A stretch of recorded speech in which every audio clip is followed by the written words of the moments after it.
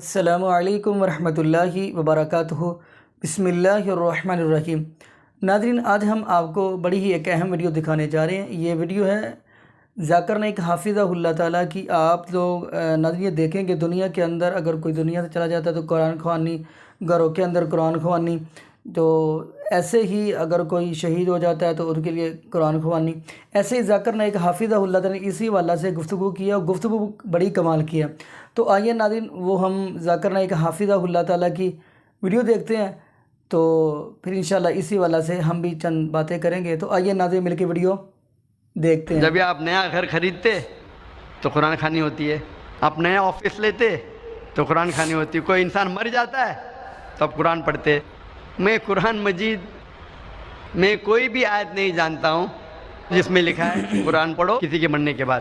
میں کہیں بھی کوئی بھی حدیث نہیں جانتا ہوں جس میں لکھا ہے جہاں اللہ کے رسول یا صحابہ نے کبھی قرآن پڑھے کسی کے مرنے کے بعد، کہ قرآن خوانی مرنے کے بعد لوگ کو بلایا جاتا ہے اور قرآن پڑھایا جاتا ہے۔ اگر آپ قرآن پڑھنا چاہتے بے شک پڑھو، آپ ہر روز پڑھو، عربی میں پڑھو اور معنی کے ساتھ پڑھو۔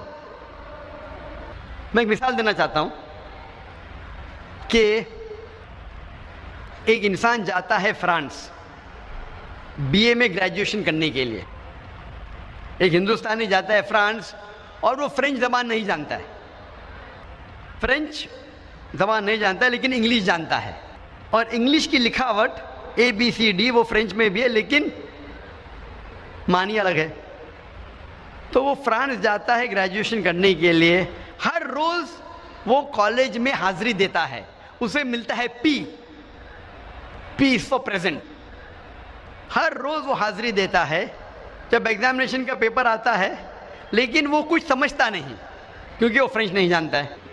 جب ایگزامینیشن کا دن آتا ہے وہ ایگزامینیشن ہال میں جاتا ہے، وہاں بھی اسے پی ملتا ہے، پی فار پریزنٹ۔ میں آپ سے پوچھنا چاہتا ہوں، جب وہ پورے سال میں کچھ فرینچ میں نہیں سمجھا، وہ ایگزامینیشن میں بیٹھیں گے، ایگزامینیشن پیپر بھی ہے فرینچ میں، کیا وہ ایگزامینیشن میں پاس ہوں گا؟ بالکل نہیں۔ پی کا مطلب پاس نہیں، پی کا مطلب پریزنٹ، لیکن وہ پاس نہیں ہوں گا، اس سے پاس ہونے کے لیے سمجھنا پڑے گا۔ تو اسی لیے اگر آپ اس زندگی میں پاس ہونا چاہتے تو آپ کے لیے فرض ہے کہ اس زندگی کے بارے میں جانیں، کیا چیز اچھی ہے، کیا بری ہے، کیا فرض ہے، کیا حرام ہے۔ اور اللہ تعالیٰ فرماتے ہیں قرآن مجید میں سورہ ملک میں سورہ نمبر 67 آیت نمبر 2 میں، الذی خلق الموت والحیات، کہ اللہ سبحانہ و تعالیٰ نے موت اور زندگی دی ہے تاکہ وہ جانچ سکے کہ آپ میں سے سب سے اچھا کون ہے عمل میں۔ تو اللہ تعالیٰ کہتے ہیں کہ یہ زندگی ہمارے لیے امتحان ہے، اللہ نے موت اور زندگی پیدا کی ہے تاکہ وہ جانچ سکے آپ میں سے عمل میں سب سے اچھا کون۔ تو یہ ٹیسٹ میں جب آپ بیٹھ رہے ہیں، اس ٹیسٹ کے اصول آپ نہیں جانتے، اچھا کیا برا کیا، فرض کیا حرام کیا، تو کیا فائدہ۔ تو اگر آپ اس امتحان میں، زندگی کے امتحان میں پاس ہونا چاہتے ہیں تو آپ کے لیے فرض ہے کہ آپ یہ جانیں کہ اس امتحان کے اصول کیا ہے، اس کے فرائض کیا ہے۔ میں مثال دینا چاہتا ہوں کہ اگر آپ کا ایک قریب دوست بمبئی سے آتا ہے کشن گنج میں آپ کو ملنے کے لیے، لیکن وہ انگریزی زبان میں مہارت رکھتا ہے میرے جیسا، اور وہ ٹوٹی پوٹی اردو بات کر لیتا ہے میرے جیسا، آپ کے ساتھ آتا ہے کشن گنج میں، ایک ہفتہ رہتا ہے، آپ کا قریب دوست ہے، ایک ہفتہ رہتا ہے اور آپ کا جگری یار ہے۔ ایک ہفتے بعد وہ واپس جاتا ہے، لیکن کیونکہ وہ اردو یا ہندی تھوڑی بہت بول لیتا تھا لیکن لکھنا نہیں آتا ہے، وہ بمبئی جا کے آپ کو خط لکھتا ہے انگریزی میں، اور انگریزی زبان آپ کو نہیں آتی۔ وہ خط جب آپ کو انگریزی میں لکھتا ہے، آپ کو انگریزی نہیں آتی، تو آپ کیا کریں گے؟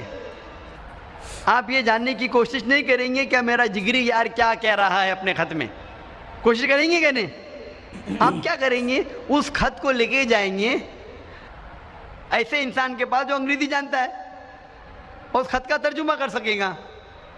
آپ جاننا چاہیں گے کہ میرے جگری یار نے، میرے قریب دوست نے خط میں کیا لکھا، تو یہ فرض نہیں کہ آپ جاننا چاہیں گے کہ ہمارے خالق ہمارے رب اللہ سبحانہ و تعالیٰ نے اپنے آخری پیغام میں کیا پیغام دیا انسانوں کے لیے. آپ کو آخری پیغام کو ترجمہ کرنے کی ضرورت نہیں، کیونکہ اس کا ترجمہ ہو چکا ہے، اور الحمدللہ دنیا کی اہم زبانوں میں اس کا ترجمہ ہو چکا ہے. تو فرض نہیں ہے کہ آپ ترجمہ پڑھیں اپنے رب اپنے خالق اپنے اللہ سبحانہ و تعالیٰ کے آخری پیغام کا. ہم مسلمان الحمدللہ قرآن مجید کی عزت کرتے ہیں، لیکن اکثر لوگ اتنی عزت دیتے ہیں کہ قرآن مجید کے مین مقصد کو بھول جاتے ہیں. عزت دو لیکن قرآن مجید کے مقصد کو مت بھولو. ہم مسلمان قرآن مجید کو ایک اونچے شیلف پہ رکھتے ہیں، اپنی الماری کے سب سے اونچے شیلف پہ رکھیں گے، اتنے اونچی شیلف پہ کہ آپ کو سٹول لینے پڑیں گا، اور قرآن مجید کو پھر رکھتے اوپر کہ اتارنے کے لیے اس کو مشکل ہو جائے. قرآن مجید ایک ہدایت کی کتاب ہے، ایک گائیڈ ہے. آپ اگر گائیڈ ہر روز جو پڑھی جانے والی کتاب ہے اس کو اتنے اونچائی پہ نہیں رکھیں گے کہ اس کو نکالنا مشکل پڑے، ایسے جگہ پہ رکھیں گے جہاں سے نکالنا آسان ہے. ہم مسلمان قرآن مجید کو مخمل کے کپڑے میں باندھتے ہیں، اور اتنا ٹائٹ باندھتے ہیں کہ کھولنے کے لیے 5 منٹ لگتا ہے، اور اگر بند کرنے پڑے وہ مخمل کے کپڑے میں باندھنے کے اور 5 منٹ لگیں گا. تو اگر آپ کے پاس 10 منٹ ہے تو آپ سوچیں گے 10 منٹ میں قرآن کیا پڑھنے کا، 5 منٹ تو کھولنے کے لگے گا، 5 منٹ باندھنے کے لیے تو چھوڑو بھی نہیں پڑیں گے. قرآن مجید کو عزت دو، قرآن مجید کا احترام کرو، لیکن اتنا مت کرو کہ مقصد ہی فوت ہو جائے. عزت دو، اونچائی پہ رکھو، پر اتنی اونچائی پہ نہیں کہ نکالنا مشکل پڑے. اس کو محفوظ رکھو، لیکن اتنا ٹائٹ مت باندھو کہ کھولنا مشکل پڑے اور بند کرنا مشکل پڑے. ہم قرآن مجید کو ہاتھ لگانے کے لیے 1000 چیز سوچتے ہیں، جیسے وہ RDX بم ہے. قرآن مجید کو ہاتھ لگانے کے پہلے ہم سوچتے ہیں کہ میں جوتے میں ہوں تو قرآن مجید کو ہاتھ لگا سکتا ہوں کہنے، میں کھڑا ہوں تو قرآن مجید کو پکڑ سکتا ہوں کہنے، میں ٹریول کر رہا ہوں، میں سفر کر رہا ہوں، قرآن مجید کو ہاتھ لگا سکتا ہوں کہنے، کیا میں سفر میں پڑھ سکتا ہوں کہنے، کیا میں جدھر کام کر رہا ہوں ادھر پڑھ سکتا ہوں کہنے، کیا میں جوتے کے ساتھ ہاتھ لگا سکتا ہوں کہنے. ہم 1000 سوالات پوچھتے ہیں قرآن مجید کو ہاتھ لگانے کے پہلے، جیسے وہ RDX بم ہے. قرآن مجید ہمارے زندگی کی ہدایت کی کتاب ہے. وہ ایسی کتاب ہے جو روز پڑھی جانے والی کتاب ہے، اور کہیں نہیں لکھا ہے کہ ہم جوتے کی حالت میں قرآن مجید کو نہیں پکڑ سکتے، ہم کبھی سفر کر رہے تو قرآن مجید کو نہیں پڑھ سکتے. ہمارے اتنے خود کے شرائط ہے کہ یہ ہمیں قرآن مجید کو پڑھنے سے روکتے ہیں. یہ ہمارے بنائے ہوئے شرائط ہے جو قرآن مجید کو پڑھنے سے روکتے ہیں. یہ ہدایت کی کتاب ہے، اسے روز پڑھو. آپ جب عرب ممالک جائیں گے آپ دیکھیں گے عرب جب مسجد میں آتے ہیں نماز پڑھنے کے لیے، اور اگر چند منٹ باقی ہے 10 منٹ باقی ہے تو ضائع نہیں کرتے. کیا کرتے؟ فوراً قرآن مجید کو لیتے اور پڑھنے لگتے ہیں. جب اقامت ہو جاتی ہے قرآن مجید کو رکھ کے نماز پڑھنے لگتے. ہماری مسجد میں بھی آپ دیکھیں گے چند لوگ قرآن مجید پڑھتے ہیں، لیکن صرف سب سے پہلی صف میں، اول صف میں. دوسری صف میں آپ دیکھیں گے نہیں. کیوں؟ دوسری صف میں اگر کوئی قرآن مجید پڑھے گا تو کوئی آگے ٹوکے گا، اس کی پیٹھ قرآن مجید پہ حرام. آپ قرآن مجید کو پیٹھ نہیں دکھا سکتے، اور اگر آپ قبلے کی طرف پیٹھ کر کے قرآن مجید پڑھے وہ بھی حرام. میں مسجد حرام الحرم میں مکہ میں کئی بار گیا ہوں، اور وہاں بچوں کو قرآن پڑھایا جاتا ہے روز. دیکھا ہوں میں استاد کا منہ قبلے کی طرف، اور سب بچے استاد کو دیکھ کے پڑھ رہے. کدھر بھی نہیں لکھا ہے کہ کعبہ کو پیٹ کر کے قرآن مجید نہیں پڑھ سکتے. اور اکثر لوگ جب بیٹھتے قرآن مجید پڑھنے کے لیے تو صف میں بیٹھے رہتے، ان کی پیٹھ قرآن مجید کی طرف ہے. یہ ہمارے خود کے بنائے ہوئے شرائط لگاتے قرآن مجید پڑھنے کے لیے، خود کے شرائط جو قرآن مجید کا مقصد فوت ہو جاتا ہے. کم از کم قرآن مجید تو پڑھو. میں ایک چٹکلا سنانا چاہتا ہوں آپ کو. ایک اپنے ہندوستان کے اچھے قاری تھے، بہترین قاری، جو جاتے سعودی عربیہ، اور اس وقت مغرب کی صلاح کا وقت تھا. تو وہ سعودی حضرات جانتے تھے کہ اچھے قاری ہے، تو بولے قاری صاحب آپ امامت کرو. تو قاری صاحب مغرب کی صلاح میں پڑھتے ہیں سورہ یوسف کی آیت، اور نماز ختم ہونے پہ سلام پھرتے. تو اس وقت ایک عرب، ایک سعودی، وہ قاری کو دیکھ کے مسکراتا ہے. تو قاری صاحب پوچھتے کیا میری قرات پسند نہیں آئی؟ تو عرب کہتا ہے کہ قرات تو بہت پسند آئے، لیکن میں سوچ رہا تھا کہ نماز میں آپ نے یوسف علیہ السلام کو کنویں میں ڈالا، لیکن نماز کے پہلے کنویں کے باہر کیوں نہیں نکالا؟ ابھی جو لوگ قرآن مجید کو ترجمے کے ساتھ پڑھ چکے وہی چٹکلے کو سمجھیں گے، جو نہیں پڑھ چکے وہ نہیں سمجھیں گے. جو لوگ قرآن مجید کو ترجمے سے نہیں پڑھے، میں کہنا چاہتا ہوں کہ قرآن مجید میں ذکر آتا ہے یوسف علیہ السلام کا، اور آپ پڑھ چکے ہوں گے کہ سورہ یوسف میں یوسف علیہ السلام کے بھائی سب مل کے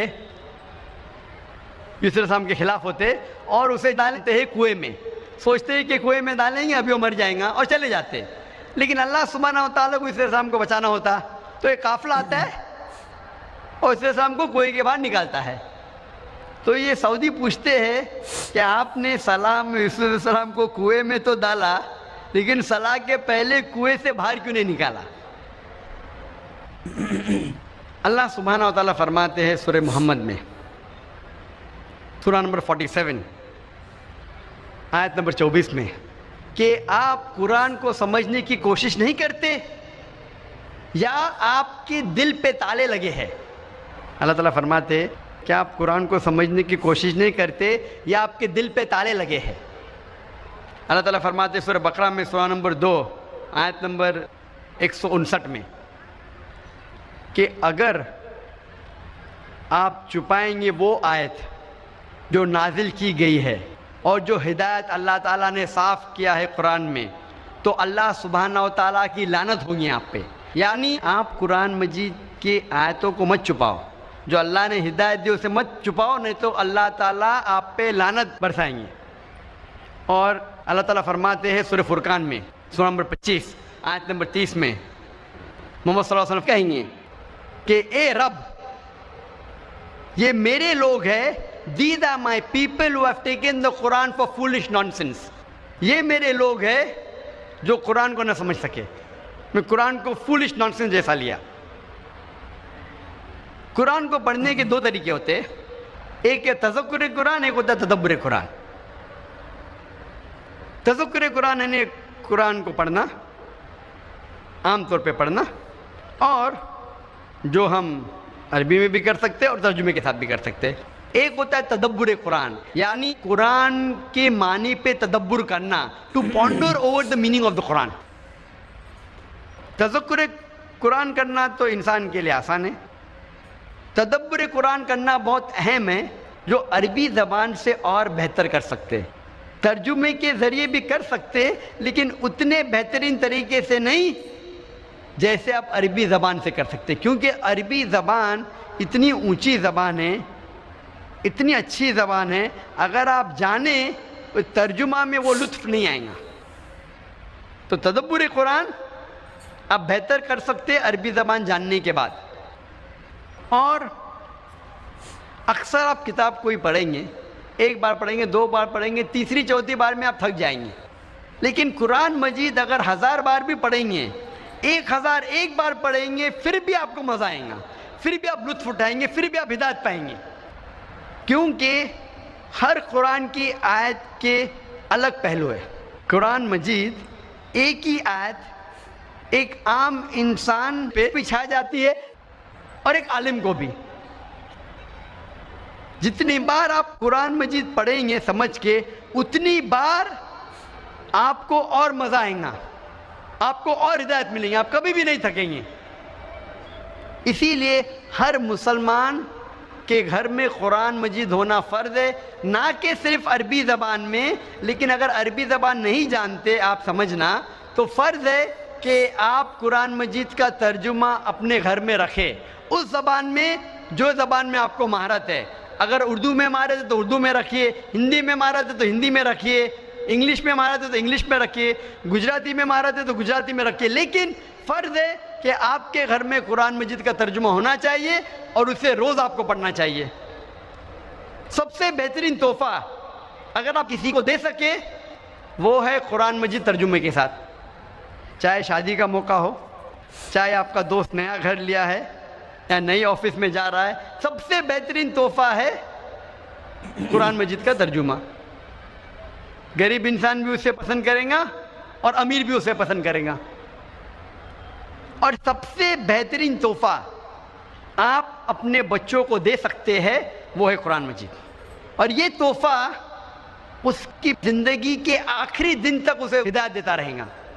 اکثر ہم مسلمان ہمارے بچوں کو قرآن مجید پڑھنا سکھاتے عربی میں, لیکن ہم یہ نہیں ضروری سمجھتے تھے کہ ہمارے بچوں کو عربی زبان آنا چاہیے. عربی تو پڑھ سکتے ہیں لیکن عربی سمجھ نہیں سکتے, اور ہمارے والدین اسے اہم نہیں سمجھے, اسے ضروری نہیں سمجھے کہ ہمیں عربی زبان سکھائے. لیکن آج ہمیں عہد لینا پڑے گا, ایک وعدہ لینا پڑے گا, کم از کم ہم ہمارے بچوں کو عربی زبان سکھائیں. عربی زبان سکھائے تاکہ وہ اللہ سبحانہ و تعالیٰ کا آخری پیغام سمجھ سکے اور اس پہ عمل کر سکے. اور یہ تحفہ آپ اپنے بچوں کو دیں گے عربی زبان سکھانے کا اور اس کے ساتھ قرآن مجید دینے کا, یہ سب سے بہترین تحفہ ہوگا. ہمارے والدین اسے اہم نہیں سمجھے تھے, اسے ضروری نہیں سمجھے تھے, لیکن آج ہمیں وعدہ لینا ہوگا کہ کم از کم ہم ہمارے بچوں کو عربی زبان سکھائیں. میں جانتا ہوں کہ میں چھوٹا سا دائی ہوں, میں عربی زبان نہیں جانتا ہوں, تھوڑی بولی شوئی ادھر ادھر. میں جانتا ہوں کہ عربی زبان جاننا کتنا اہم ہے, اسی لیے میں نے میرے تینوں بچوں کو عربی زبان سکھائی, 3 سال کی عمر سے سکھائی. میری بیٹی 13 سال وہ بھی عربی زبان جانتی ہے, میری بیٹی جو 15 سال وہ بھی جانتے ہیں, اور میرا بیٹا جو 17 سال کا وہ بھی جانتا ہے. عربی زبان جانتا ہے اور تینوں حفاظ ہیں ماشاءاللہ.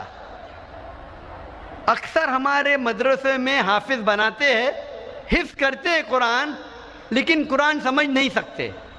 حفظ کرنا اچھی بات ہے الحمدللہ, میں یہ نہیں کہتا ہوں غلط بات ہے, بہت اچھی بات ہے, انشاءاللہ آپ کو ثواب ملے گا. لیکن اگر حفظ کے ساتھ انہیں عربی زبان سکھائے تو سونے پہ سہاگا. انشاءاللہ امید ہے کہ ہماری دوسری نسل جو قرآن کو حفظ کریں گی, جو عربی زبان جانیں گی اور قرآن پہ عمل کریں گی, ہم سے کئی گنا اچھی ہوں گی. اسی لیے اسی اسکول ہم نے قائم کی بمبئی میں, تاکہ ہمارے اسکول سے جو طلباء فارغ ہوں گے, ذاکر نائک معیار تو ہے ہی نہیں, لوگ کہتے ہیں ذاکر نائک بننے کا. ذاکر نائک ایک ناچیز ہے, وہ تو بولتے بولتے اللہ تعالیٰ نے مجھے اسٹیج پہ لے گیا, میں تو ہکلاتا تھا, اور آپ کی محبت ہے جو آپ کو یہاں کھینچ لائی ہے. لیکن انشاءاللہ جو اگلی نسل, فیوچر جنریشن, نیکسٹ جنریشن جو بنیں گی, وہ انشاءاللہ عربی زبان پہ اگر مہارت رکھی اور پھر حفظ کرے اور پھر دعویٰ کرے تو انشاءاللہ وہ اور اونچائی پہ جائیں گی. آپ اپنے گھر میں ہر روز قرآن پڑھنا چاہیے, اور ساری فیملی ممبرز کے لوگ, سارے خاندان کے لوگ اکٹھا ہو کے پڑھ سکتے. چاہے اکیلے پڑھو, اکٹھا پڑھو, لیکن ایک وقت طے کرو. ہو سکتا ہے فجر کے بعد, ہو سکتا ہے عشاء کے بعد, جو وقت میں آپ کو زیادہ فرصت ہے, ہر روز آپ قرآن پڑھو ترجمے کے ساتھ. اگر زیادہ نہیں پڑھ سکتے, کم از کم 1 رکوع پڑھو. 1 رکوع روز پڑھیں گے ترجمے کے ساتھ تو انشاءاللہ 1.5 سال میں قرآن مجید مکمل ہو جائیں گا. یہ کم سے کم کی بات کر رہا ہوں. آپ اپنے ادارے میں, آپ جو تجارت کرتے ہیں, آپ کے جتنے ملازم ہیں, ان کے اوپر فرض کر دو قرآن مجید پڑھنے کے لیے. ہمارے اسلامک ریسرچ فاؤنڈیشن میں ممبئی میں, وہاں تقریباً ماشاءاللہ 400 سے زیادہ ملازم ہیں. فرض ہے کہ سب سے پہلی چیز جب وہ آئیں گے, اپنا انگوٹھا ڈالیں گے ٹائم مشین پہ تو ٹائم رجسٹر ہو جاتا ہے کون سے وقت آئے. سب سے پہلی چیز کرے وہ یہ ہے کہ قرآن مجید کو ترجمے کے ساتھ پڑھے. کم از کم 1 رکوع فرض ہے, چاہے 15 منٹ لگے چاہے 20 منٹ لگے, 1 رکوع تو کم از کم پڑھے, یا 2 رکوع پڑھے, جتنا بھی پڑھ سکتے. عربی میں پڑھے, اس کے ساتھ ترجمہ پڑھے. لوگ کہیں گے 400 لوگ ہر روز 15 سے 20 منٹ، یہ تو فضول خرچی ہے۔ آپ نہیں جانتے کہ آپ کے ملازم اگر قرآن مجید پڑھیں گے معنی کے ساتھ، وہ پڑھیں گے کہ ایمانداری کتنی اچھی چیز ہے، رشوت دینا نہیں چاہیے، رشوت لینا نہیں چاہیے، جھوٹ نہیں بولنا چاہیے، آپ کے تجارت میں برکت ہوں گی۔ اگر غیر مسلم بھی آپ کے وہاں کام کرے، اگر ترجمہ پڑھیں گے تو وہ ہدایت پائیں گے۔ اور جب بھی وقت آپ کو ملے تو کوشش کرے کہ قرآن مجید پڑھے۔ ایک ہوتا ہے کہ پہلے صف سے آخری تک پڑھے، اگر بیچ میں وقت مل گیا تو آپ انڈیکس کے ذریعے، انڈیکس ہوتا ہے مثال کے طور پہ قرآن مجید عبداللہ کا انڈیکس ہے، آپ انڈیکس کے جو موضوع پہ پڑھنا چاہتے ہیں، نساء عورت کی موضوع پہ پڑھیے، محمد صلی اللہ علیہ وسلم، محمد صلی اللہ علیہ وسلم کا ذکر کیا قرآن مجید میں پڑھیے، جو موضوع پہ آپ کو انٹرسٹ ہے انڈیکس کے ذریعے پڑھ سکتے۔ آپ قرآن مجید کو کہیں سے کھول کے پڑھ سکتے، لیکن جب بھی آپ کو وقت ہے آپ قرآن مجید پڑھیے، یہ آپ کو ہدایت دیں گا، اور انشاءاللہ اس دنیا اور آخرت میں بھی آپ کے لیے یہ فائدہ مند ثابت ہوگا۔ اللہ تعالیٰ فرماتے ہیں سورہ حشر میں، سورہ نمبر 59 میں، آیت نمبر 21 میں، کہ اگر قرآن پہاڑ پہ نازل ہوتا تو یہ پہاڑ جھک جاتا اور پردے ہو جاتا ہے اللہ کے خوف میں۔ یعنی اللہ تعالیٰ فرماتے سورہ حشر میں سورہ نمبر 59 آیت نمبر 21 میں، اگر قرآن پہاڑ پہ نازل ہوتا تو پہاڑ جھک جاتا اور پردے ہو کے گر جاتا اللہ کے خوف سے۔ لیکن ہم مسلمانوں کو کوئی فرق نہیں پڑ رہا ہے۔ پہاڑ نشانی ہے طاقت کی، ہم مسلمانوں کے اوپر اگر قرآن نازل ہوا، سارے انسانوں پہ، ہم مسلمان اگر پڑھے اور اس سے ہدایت پائے تو انشاءاللہ یہ ہمیں فائدہ مند ثابت ہوگا اس دنیا میں اور آخرت میں بھی۔ اور آج ہم دیکھتے ہیں دنیا بھر میں کہ مسلمان ہمیشہ نیچے دیکھے جاتے۔ ایک وقت تھا جو مسلمان عروج پہ تھے، آج ہم عروج پہ نہیں ہیں، آج ہم نیچے ہیں۔ کیوں؟ کیونکہ پہلے ہم مسلمان قرآن اور حدیث کے قریب تھے، اسی لیے ہم عروج پہ تھے۔ آج ہم مسلمان نیچے ہیں کیونکہ ہم قرآن مجید سے دور ہوتے جا رہے ہیں۔ انشاءاللہ اگر پھر سے ہم قرآن مجید کے قریب آئیں گے تو انشاءاللہ ہم پھر سے عروج پہ پہنچ جائیں گے۔ میں میری تقریر کو ختم کرنا چاہتا ہوں اس حدیث سے جو حضرت عثمان رضی اللہ عنہ نے بیان کی تھی، جو صحیح بخاری میں ہے، جلد نمبر 6 حدیث نمبر 5027 میں حضرت عثمان رضی اللہ عنہ فرماتے کہ محمد صلی اللہ علیہ وسلم نے فرمایا، خیرکم من تعلم القرآن وعلمہ، کہ سب سے بہترین وہ ہے جو قرآن سمجھ کے پڑھتا ہے اور اس کا علم دوسروں تک پہنچاتا ہے۔ وآخر دعوانا الحمدللہ رب العالمین۔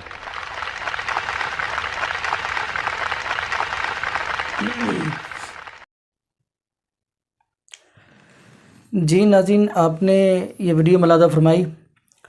تو ناظرین یہاں پہ ہم بات کرتے چلیں، پہلے نمبر پہ قرآن پاک کو سمجھ کر پڑھنا چاہیے، پتہ ہونا چاہیے کہ آپ یہ قرآن پاک کی آیت پڑھ رہے ہیں تو آپ کو اس کے مفہوم کا، اس کا پتہ ہونا چاہیے کہ اللہ پاک اس کے اندر کیا کہہ رہے ہیں۔ یہ نہیں کہ آپ بس 10 منٹ کے اندر سپارہ ختم کر دیا جی 20 منٹ کے اندر۔ مین چیز سپارہ ختم کرنا نہیں ہے، مین چیز سمجھنا ہے اس کو۔ اب اسی والا سے آپ دیکھیں گے نبی پاک صلی اللہ علیہ وسلم ایک ساری رات نبی پاک، حالانکہ نبی پاک صلی اللہ علیہ وسلم کے اوپر پورا قرآن نازل ہوا ہے، لیکن نبی پاک صلی اللہ علیہ وسلم ایک ہی آیت پڑھتے رہے، ساری رات رب کے سامنے روتے ہوئے گزار دیا۔ وہ کون سی آیت ہے؟ سورہ مائدہ کی آیت ہے۔ فرمایا ان تعذبہم فإنہم عبادک وإن تغفر لہم فإنک انت العزیز الحکیم۔ کیا معنی ہے؟ اللہ پاک کے نبی پاک صلی اللہ علیہ وسلم اپنے رب سے یہ بات کہہ رہے ہیں کہ اللہ اگر ان کو، یہ جو میرے امتی ہے، اگر ان کو عذاب تو دے گا، بندے تو تیرے ہیں، اگر تو معاف کر دے تو غالب حکمت والا ہے۔ یعنی اللہ پاک سے محبوب علیہ السلام بار بار یہ کہہ رہے ہیں ان تعذبہم فإنہم عبادک۔ معنی کیا ہے، مفہوم کیا؟ یہ نہیں کہ ہم نے ایک مرتبہ کرام جی مکمل کر دیا، 2 مرتبہ ختم کر دیا جی، نہیں، پتہ ہونا چاہیے آپ نے قرآن پاک کے اندر قرآن پڑھا ہے، لیکن پتہ ہونا چاہیے آپ نے کیا پڑھا ہے، آخر اس کا مطلب کیا ہے، آخر اس کا مفہوم کیا ہے۔ اب نبی پاک صلی اللہ علیہ وسلم دیکھیں اپنے رب کے سامنے ساری رات روتے ہوئے گزار دی. تو کیا کہہ رہے ہیں؟ ان تعذبہم فإنہم عبادک وان تغفر لہم فإنک انت العزیز الحکیم. تو جب یہ ساری رات روتے رہے ہیں اور یہی آج پڑھتے رہے ہیں تو ایک نبی پتہ کہ صحابی کو پتہ چلا. اس صحابی نے صبح جا کے حضرت عمر فاروق رضی اللہ تعالیٰ عنہ سے یہ بات کہی کہ نبی پاک صلی اللہ علیہ وسلم کے اوپر پورا قرآن نازل ہوا ہے لیکن نبی پاک صلی اللہ علیہ وسلم ایک ہی آیت پڑھتے رہے ساری رات اور روتے رہے ہیں. تو حضرت عمر فاروق رضی اللہ تعالیٰ نے نبی پاک نے پوچھا اللہ کے نبی جی آپ کے اوپر تو پورا قرآن نازل ہوا ہے لیکن آپ ایک ہی آیت پڑھتے رہے ساری رات روتے ہوئے گزار دی ہے, کیا اللہ نے آپ کو جواب ہی دیا ہے؟ تو نبی پاک صلی اللہ علیہ وسلم فرمائے لگے عمر اگر میں آپ کو بتا دوں تو آپ تو میری جو امت ہے میری جو قوم ہے وہ نمازیں پڑھنی چھوڑ دیں گی. فرمایا اللہ کے نبی جی تھوڑا سا بتا دیں. تو خیر نبی پاک صلی اللہ علیہ وسلم فرمائے لگے کہ عمر جب میں ساری رات ہی آیت پڑھتا رہا ہوں تو اللہ پاک نے فرمایا میرے محبوب خوش ہو جاؤ 70,000 بندہ بغیر حساب کے آپ کا امتی جنت کے اندر میں داخل کر دوں گا. تو میں نے کہا کہ نہیں اللہ یہ تھوڑے ہیں امت زیادہ ہے. فرمایا کہ میں 100 کے ساتھ اور 70,000, پھر فرمایا کہ 10 کے ساتھ اور 70,000, پھر فرمایا کہ 1 کے ساتھ اور 70,000, حتیٰ کہ اللہ پاک نے کیا فرمایا وَلَسَوْفَ يُعْطِيكَ رَبُّكَ فَتَرْضَىٰ اے میرے محبوب آپ جیسا کہتے جائیں گے میں آپ کی مانتا جاؤں گا. تو نبی پاک سے فرمانے لگے کہ یہ میں رات اس لیے آج پڑھتا ہوں کہ اللہ پاک نے جب مجھے کہا جیسا آپ کہتے جائیں گے میرا وہ مانتا جاؤں گا. تو ناظرین ضروری نہیں کہ آپ قرآن کو ختم کریں, مین جو مقصد ہے قرآن کو سمجھنا ہے. دعا کریں اللہ پاک ہمیں قرآن پڑھنے کے ساتھ ساتھ سمجھنے کی بھی توفیق دے دے. جزاکم اللہ خیرہ. احسن جزا. السلام علیکم ورحمۃ اللہ وبرکاتہ.